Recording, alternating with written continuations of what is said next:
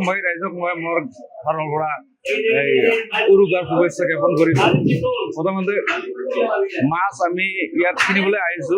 এতিয়া ধৰক আপোনাৰ ইয়াত হলচেল মাৰ্কেট হৈ আছে, এতিয়া কিনিম আৰু আমি কিনা নাই, এতিয়া মানে কিনিবলৈ আহিছো আৰু মাছ আছে, বিভিন্ন ধৰণৰ মাছ আছে। আমাৰ যিবিলাক লোকেল মাছ আৰি আছে, চিতল আছে, আপোনাৰ ভকুৱা আছে, ৰৌ আছে, এনে ধৰণৰ বিভিন্ন ধৰণৰ মাছ আছে আৰু কি আমাৰ দাম আগৰ তুলনাত অলপ বেছি আছে। আজি প্ৰতিটো মাছৰ দাম অলপ বেছি আছে। আগতকে ধৰক পাৰ কিলোত আপোনাৰ যিবিলাক চিতল এইবিলাক ধৰক আপোনাৰ 50 টকা 100 টকা কিলো তেনেকুৱা বেছি হৈ গৈছে।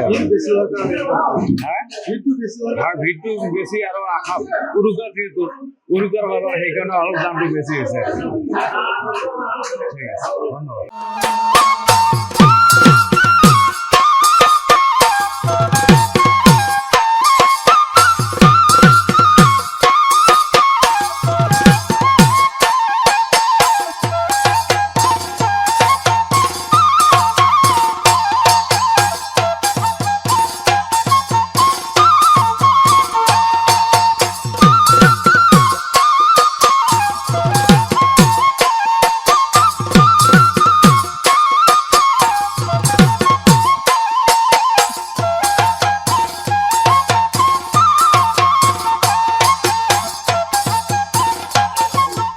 মই প্ৰথমতে অসমবাসী ৰাইজক মই মোৰ ফালৰ পৰা উৰুকাৰ শুভেচ্ছা জ্ঞাপন কৰিছো।